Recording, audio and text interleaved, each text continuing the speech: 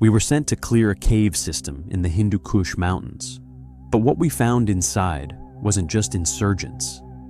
It wasn't just weapons. It was something that was never meant to be seen by human eyes. Something that made every shadow feel alive, every footstep echo with danger. And once we stepped into that cave, we crossed a line we couldn't come back from. I was a sergeant in the 3rd Battalion, 75th Ranger Regiment. It was 2012, the tail end of our deployment to Afghanistan. We were stationed in the eastern provinces, running typical ops, clearances, intel gathering, some direct action. But this mission, was different from the start. The operation was dubbed Operation Steel Resolve. Our objective was clear: find and eliminate a Taliban stronghold hidden deep within a cave system in the Hindu Kush mountains. Intel had pegged the location. They thought it was an old weapons cache, but when we started pulling reports, it became clear that there was more going on than just a simple insurgent hideout. I remember sitting in that briefing room, quiet, sterile, walls covered with maps and mission plans, the hum of the overhead lights the only sound. Our CO stepped up, pulling out a laminated map. He pointed to a location, a cave system high in the mountains, where we were supposed to infiltrate, eliminate the target, and get out. We were going in to clear the caves, neutralize any Taliban forces, recover any intelligence, and destroy the weapons cache. Simple, standard stuff. Or so we thought. But something in the CO's voice didn't sit right with me. He started talking about the cave complex, but there was this pause, like he was holding something back. The tone in his voice was just off. He didn't seem afraid, but it was like he knew more than he was telling us. There was a map on the wall, lines drawn in red, circling the cave. But when I looked at it, there was something wrong with the way it was marked. A couple of the lines were too straight, too unnatural, and I couldn't get the feeling that it wasn't just a simple weapons cache. I brushed it off. Could have been fatigue, or maybe the stress of the mission. But the weirdest thing? The intel officer didn't go into detail about the surrounding areas. He mentioned villages, but there was no context, no specifics. We were used to that. Most Afghan villages were off limits, or at least the civilians there didn't care about us. But then he dropped a comment that caught my attention. He said, "There's a reason they're isolated." I didn't think much of it at the time. We've all heard rumors. The locals love their superstitions. But then came the part that I couldn't shake. Our interpreter, a tough Afghan guy, worked with us for months, always cracking jokes, pulled me aside before we left. He wasn't joking this time. He grabbed my arm, his grip tight. "Sergeant," he said, almost whispering, "you don't want to go there. Those caves, they're not empty. They're not just Taliban. There's something else." I tried to shake it off. Local superstition, nothing more. But his eyes were different, wide, frantic. I don't know how to explain it, but he was genuinely terrified. We suited up, ready to move out. Standard loadout, M4s with suppressors, NVGs, sat phones. Full gear, nothing we hadn't done 100 times before. We moved fast, got the choppers, crossed the border, and made our way toward the Hindu Kush. The closer we got, the quieter the radio became. No chatter, just the sound of the rotor blades. But the closer we got to those mountains, the more I felt like we were walking into something we had no business being near. Something that wasn't on the maps and wasn't in the intel, something darker. But that was only the beginning. We departed early in the morning. The convoy rolled out Humvees, MRAPs, the usual patrol vehicles. The air was still cold, the wind cutting through the mountain passes. but it felt routine, a standard op as far as we were concerned. We had orders, a plan, and our gear. Nothing we hadn't done before. As we moved through the valley, the sun was barely breaking over the horizon, casting long shadows on the barren landscape. There was some light banter between the guys in the back of the convoy, nothing unusual. "Hey, maybe we'll finally get a break, huh?" one of the soldiers said, trying to lighten the mood. Another shot back, "Yeah, until we end up walking right into a nest of RPGs." We laughed, but it was the kind of laugh you give when you know the joke isn't funny, but you make it anyway. We moved along the winding mountain road, engines humming, the faint smell of dust and diesel hanging in the air. The rhythm was comforting. It wasn't a combat op yet. It was just another day of being out here. The road was tight, narrow, and rugged, but we'd seen it all before. We made our insertion around noon, and the patrol began. Standard procedure: patrol the perimeter, set up observation points, check the map, and start marking out the position of the caves. At first, it felt like every other mission. The guys were focused, scanning the hills with their optics, checking their gear. I was moving with the point man, watching his six. Nothing out of the ordinary, but there were things you couldn't ignore. The silence. We passed through a village on the outskirts of the cave system, and it was like the whole place had been abandoned. No children running around, no livestock, nothing. Just empty houses with broken windows and an eerie stillness in the air. "Where the hell is everyone?" I asked, checking the surrounding area. "Probably hiding," one of the guys muttered, but I could hear the edge in his voice. The village wasn't just quiet, it was almost oppressive. We kept moving, but then came the strange part. No animals, no dogs, no goats, not even a bird. You get used to hearing animals in these places, the natural noises that fill the gaps. But here, nothing, just the wind. And it wasn't the kind of silence you could ignore. The locals, those that we could spot, were eyeing us from their doorways, whispering to each other, and quickly retreating inside. The hairs on the back of my neck stood up, but I couldn't show it. Not yet. We had a job to do, and we were too deep in to turn back. That's when we reached the site, and everything changed. The closer we got to the caves, the more something felt off. At first, it was small things you'd brush off if you weren't paying attention. Footprints. They weren't human, or at least not any kind of footprints I'd ever seen. They were deep, like something heavy had passed through the soft earth, but the shape was all wrong.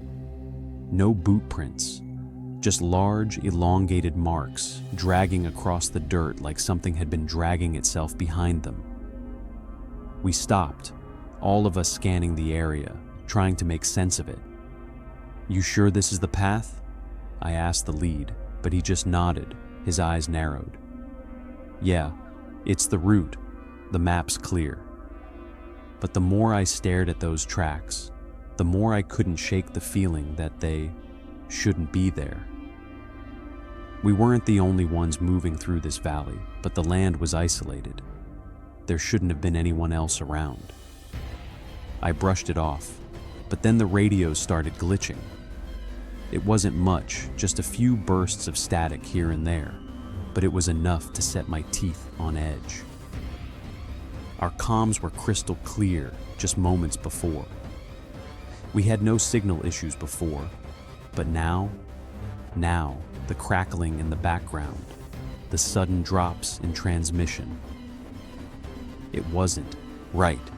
As we pressed on, something unusual filled the air, a heavy, stale smell. It wasn't the smell of the typical Afghan countryside. No dust or animals. It was like something rotting, something decaying, but not quite. It made my stomach twist.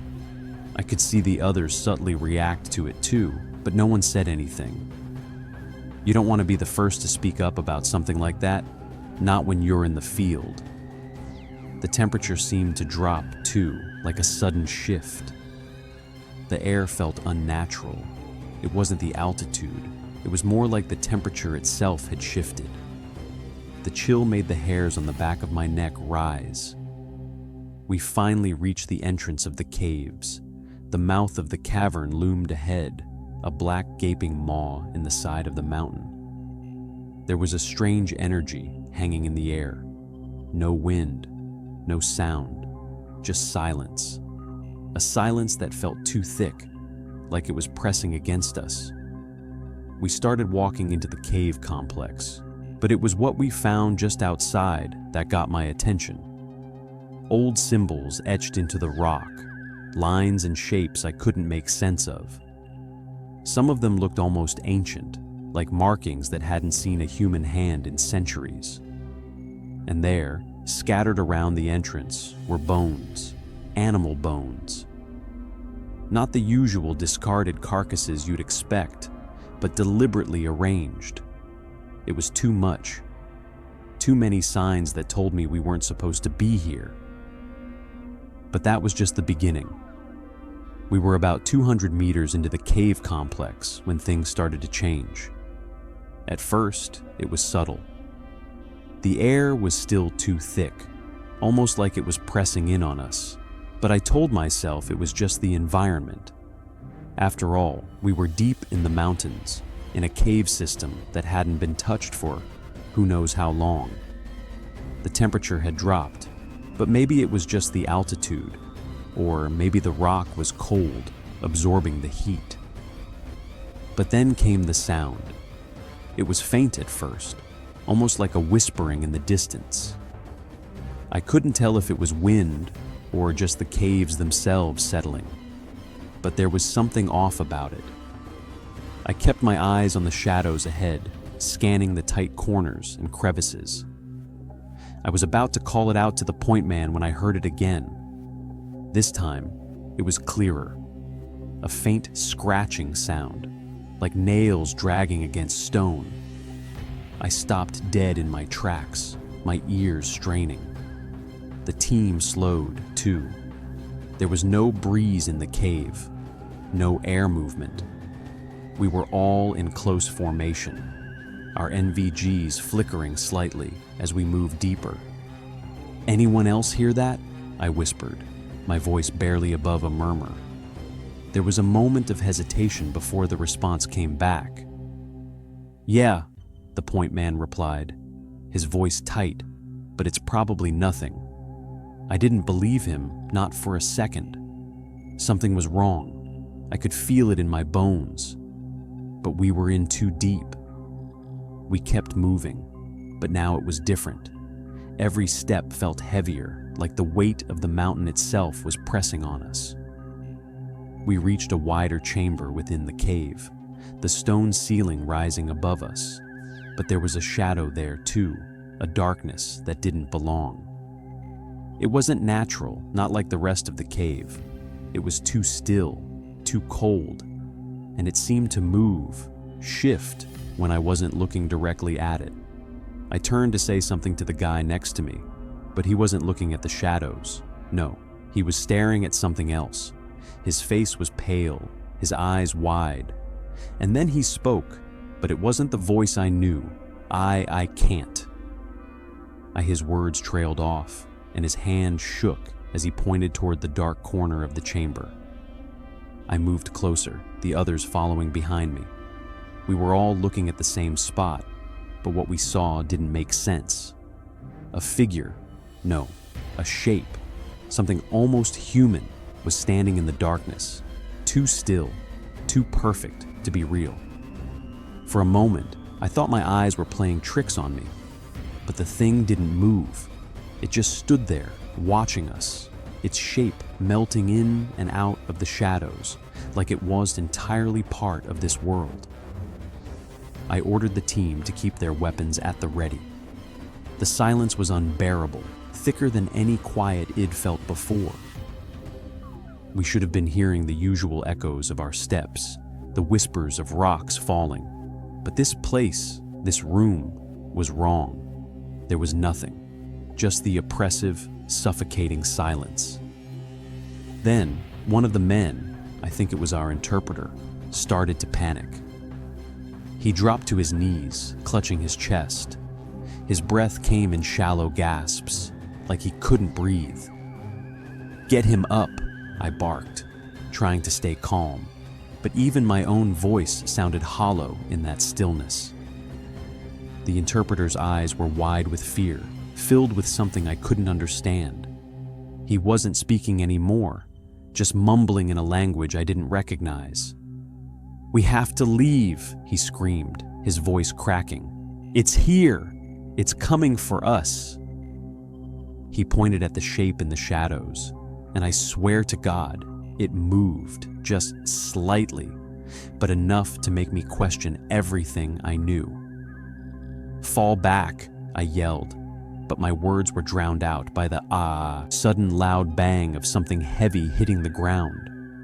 A stone, maybe? It didn't matter. It was the sound of something alive, something that had been waiting for us. Then came the real shock. The radios, every single one of them, suddenly died. Not static, not interference, just complete silence. I tried to make contact with the base, but all I heard was dead air. The comms were gone, and that's when I realized we weren't alone. I don't know how long we stood there, staring at the shadow in the cave, but it felt like hours. Our breaths were shallow, the air growing thicker by the second. It wasn't just the darkness. It was something about the space itself, something in the way it felt as though the walls were closing in, pulling in the very air around us. We'd been trained to deal with enemy combatants, to clear rooms, to face anything in the darkness of the night. But this wasn't a combat op. This wasn't a mission to eliminate fighters. We were looking at something not human, a shape, a figure, no more than 6 or 7 feet tall, but the way it stood there, motionless, too still, too wrong, it made every training I'd ever gone through seem like child's play. It wasn't just the shape that made my blood run cold. It was the eyes, or at least where the eyes should have been. They weren't glowing, but they were empty, like black pits, consuming the light around it. I could feel them on me, on all of us. "Stay focused," I muttered, but even I didn't believe it. I was trying to convince myself more than anyone else. We raised our rifles, but I don't think any of us knew who we were aiming at. The shape didn't move at first. It just stood there, like it was watching us, waiting. Then, without warning, it shifted. A violent jolt, like a ripple in the air, and the thing lunged, faster than anything human, a blur of darkness. Before I could react, one of the men, Corporal Jackson, was yanked off his feet, his scream cut off as if someone had grabbed him from behind, yanking him into the shadows. The rest of us fired on instinct, rounds tearing through the air. But the figure, it wasn't moving like any enemy we'd ever faced. It was like the bullets weren't even touching it. The rounds passed right through, leaving no marks, no impact. The thing twisted, a grotesque motion that didn't make sense, like a shadow contorting against the light. Jackson's body was gone. In seconds, nothing was left but the sound of his final scream echoing in the darkness. "Open fire!" I screamed, but it was useless. We kept firing, burst after burst, but it was as if we were firing at smoke or shadows. The creature didn't feel like it was bound by the same rules we were. It was shifting, splitting apart, reforming, and we couldn't track it. And then, as we retreated, that's when I saw it. The thing wasn't alone. It wasn't just one entity.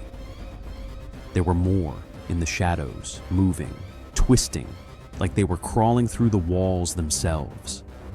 Corporal Hayes was next. He fired into the dark, his rifle practically empty now, his breath frantic. But before he could react, one of the shapes grabbed him by the throat, lifting him off the ground with inhuman strength.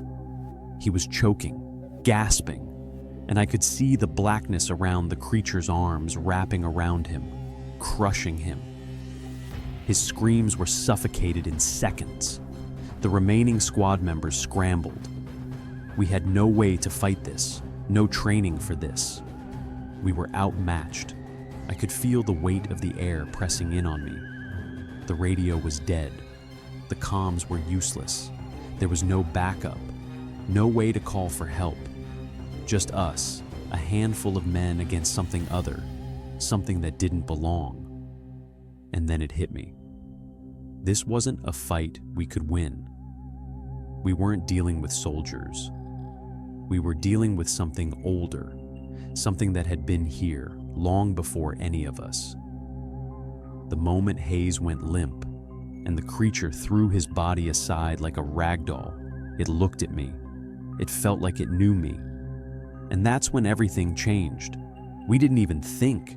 It was pure survival instinct. Retreat. Get out. Get to the extraction point. But it wasn't just the chaos of the fight. The moment we turned and ran, I could feel the weight of everything closing in on us. The creatures were still there, still hunting, but I couldn't tell if they were following us or if they were just waiting for us to make a mistake. We pushed forward, guns raised, but it didn't feel like we were fighting. It felt like we were running from something that couldn't be killed. Every corner of the cave seemed to twist into another shadow. The darkness wasn't the same anymore. It was thicker, more suffocating. Each step felt slower, heavier, like the cave itself was pulling us back, refusing to let us leave. There was a firefight for a few minutes. We fired blindly into the dark, hoping for some kind of return, some sound that would tell us we'd hit something. But it was like we were fighting against the air itself. Our bullets never hit their mark, never touched anything solid, just the sound of our own panic, the echo of gunfire in the tight space. The radio was dead. We couldn't even coordinate. The only sounds left were the heavy breathing of the men around me. We didn't make it far. We lost more men, not to bullets, but to the shadows, the darkness itself. And by the time we hit the exit, half of our squad was either dead or wounded. Corporal Hayes, Jackson, and 2 others didn't make it out. They were gone, no trace, no bodies left. Just the cold silence of the cave behind us. When we finally reached the extraction point, I thought it was over. But what came next was far worse than anything we'd faced in the field. We were all in shock, half dead from the terror we'd just lived through. The survivors were in disbelief. The commanding officer, the one who gave us the orders, didn't believe a word we said. He thought we were just shaken from the firefight. He said it was enemy psychological warfare. But I know what I saw. I know what we all saw. It wasn't the Taliban. It wasn't anything human. And when we filed our reports, everything was sealed. The mission was classified. The files were sealed. No one ever saw the real report, not even the families of the dead. It was like it never happened, swept under the rug, a cover-up. But what happened next took things to another level. I don't know how to end this. I can't give you the answers you're looking for because there are no answers. What we saw, what we faced in those caves, it shouldn't exist. But I'm telling you this now because you need to understand. Some things are meant to stay buried. I've tried to forget. I've tried to bury it like they buried the mission files. But every time I close my eyes, I see those shadows. Every time I hear a whisper in the dark, I know it's still out there, waiting. If this video disappears, If no one hears from me again, you will know why. Some caves in Afghanistan are better left sealed. And whatever that thing was, it's still out there.